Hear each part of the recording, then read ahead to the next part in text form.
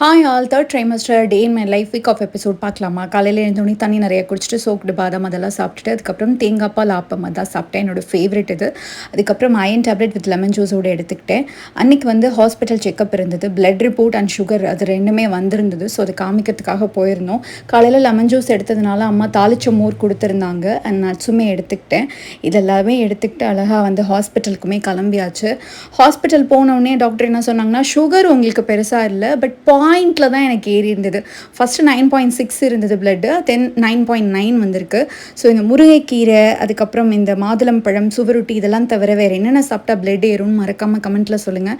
And அன்றைக்கி வந்து ரூமும் நாங்கள் செக் பண்ண போயிருந்தோம். எக்ஸிக்யூட்டிவ் அண்ட் சூட் ரூம்னு 2 இருந்தது. நமக்கு எக்ஸிக்யூட்டிவே போதும், அதுதான் கொஞ்சம் சின்னதாக நல்லா இருந்தது, அதுவே போதும்னு சொல்லி முடிவு பண்ணியாச்சு. ஹாஸ்பிட்டல் முடிஞ்ச உடனே வெளியில் வந்துட்டு அப்புறம் இளநீ தான் குடித்தோம்.